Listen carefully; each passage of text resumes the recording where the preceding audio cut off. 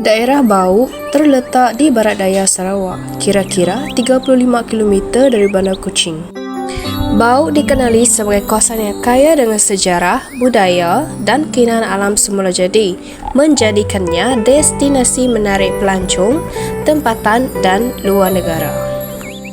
Dengan keluasan sekitar 884.4 km persegi, Bauk merupakan sebahagian daripada bahagian Kuching dan bersempadan dengan Kalimantan, Indonesia di selatan.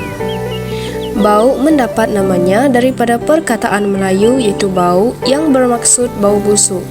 Nama ini dipercayai merujuk kepada kawasan perlumbungan yang berbau sulfur pada zaman dahulu.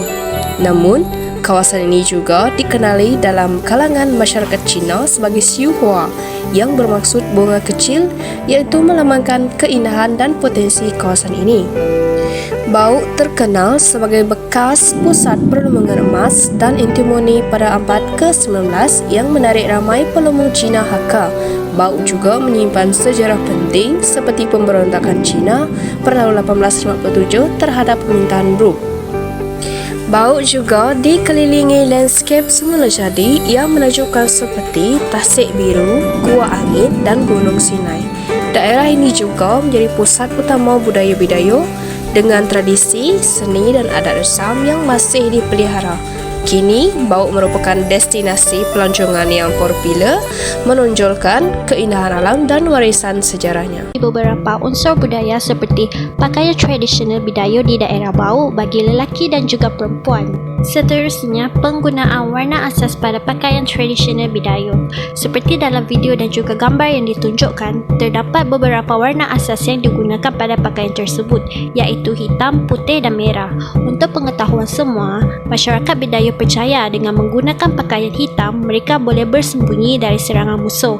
Oleh itu, kebanyakan pakaian tradisional Bidayuh adalah hitam. Pakaian tradisional ini juga mempunyai warna putih yang melambangkan kesucian serta simpati terhadap orang tua yang telah meninggal dunia. Warna merah yang terdapat di bahagian pakaian dan juga perhiasan pula melambangkan keberanian.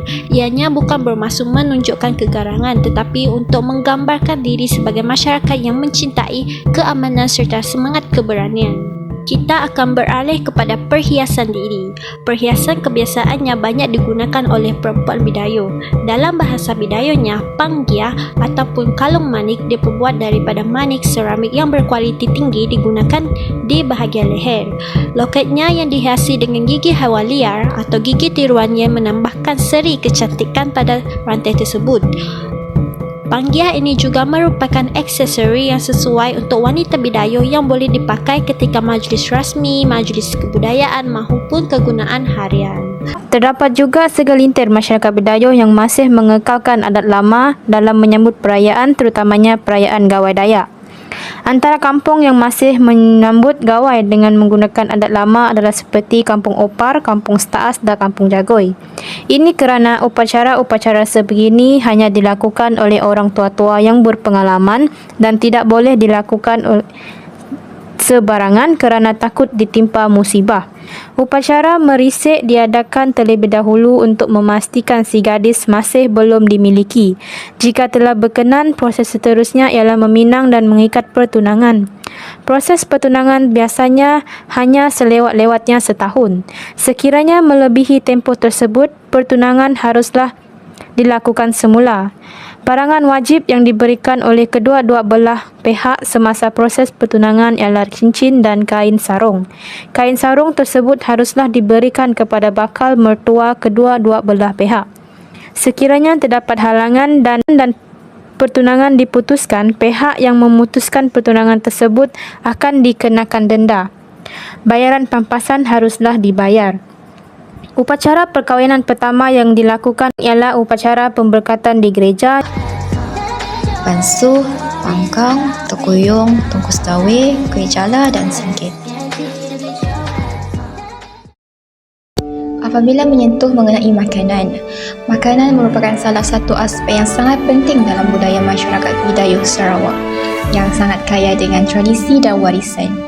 Makanan Bidayuh adalah cerminan terbaik budaya mereka.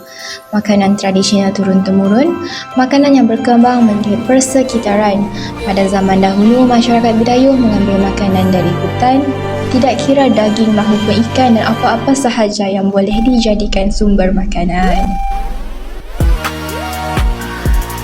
Walaupun sekarang, kita sudah boleh menggunakan cara yang moden untuk memasak, tetapi bagi masyarakat Bidayuh, kita perlu sentiasa sedar dan harus kembali kepada bagaimana terciptanya makanan dan tradisi Bidayuh ini.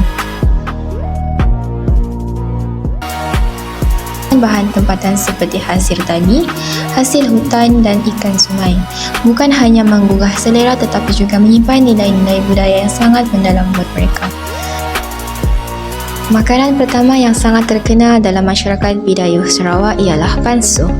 Pansuh merupakan asal-usul ayam yang tidak diketahui, tetapi pansuh sentiasa menjadi hidangan utama sebagai makanan tradisi masyarakat Bidayuh. Biasanya pansuh akan dimasak menggunakan bahan asli semula jadi, juga dicampurkan dengan nasi untuk dimasak. Hasil ini akan menghasilkan hidangan yang sangat lazat. Seterusnya ialah tekuyung. Siput air tawar contohnya, sejenis siput segar yang berbentuk kon dan ianya sangat mudah untuk ditemui di kebanyakan sungai. Sangat jarang jika tidak digemari masyarakat, terutamanya masyarakat Bidayuh. Selain itu, pangkang atau dikenali sebagai nasi bambu, pangkang kebiasaannya akan dimasak dengan pulut dan santan. Dimasukkan dalam adunan, buluh akan memberikan rasa yang unik kepada nasi. Selain itu, singkil atau dikenali sebagai ulat sagu, ia juga terkenal dengan kandungan proteinnya yang sangat tinggi. Ia juga boleh dimakan dengan mentah atau kebiasaannya dimasak di dalam buluh. Tungkus dawe. Daun yang digunakan untuk membungkus hidangan ini dipanggil sebagai dawe buan.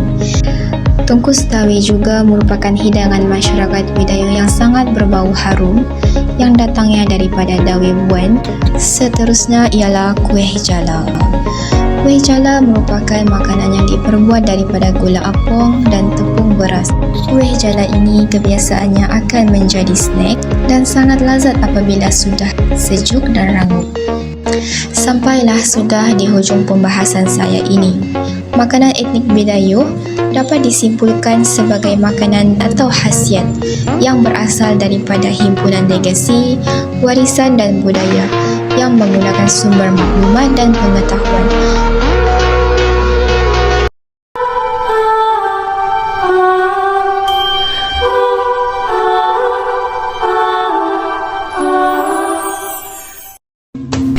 Terdapat beberapa jenis tarian dalam masyarakat Bidayuh. Antaranya yaitu tarian tolak bala. Tarian ini mengisahkan simbolik upacara untuk mengusir roh penyakit dari kampung. Penari akan menari sambil membawa tempurung kelapa, tayak ajung dan panyut sebagai syarat ritual tersebut. Tarian tradisional masyarakat Bidayuh yang seterusnya, Rejang Beu. Tarian yang sering dipersembahkan oleh kaum Bidayuh selepas musim menuai sebagai hiburan untuk tetamu di rumah panjang. Tarian ini juga dikenali sebagai tarian helang. Hal ini dikatakan demikian kerana mereka seakan-akan meniru pergerakan helang yang mengepakkan sayapnya. Tarian tradisional masyarakat Bidayuh yang ketiga, Langi Julang. Tarian yang dipersembahkan oleh masyarakat Bidayuh pada penutupan pesta menuai. Tujuan utama tarian ini adalah untuk bersyukur kepada Tuhan kerana mengurniakan kesihatan yang baik dan hasil tuaian yang berlimpah. Tarian ini juga dipersembahkan untuk menyambut tetamu kehormat ke kampung. Tarian tradisional masyarakat Bidayuh yang terakhir, tarian Langgi Pengadap. Biasanya dipersembahkan oleh golongan wanita sebagai tanda kesyukuran kepada Tuhan di atas rezeki padi yang diperoleh. Seiring dengan perkembangan zaman, tarian ini mula berfungsi untuk menyambut kedatangan tetamu yang datang melawat ke kawasan Bidayuh.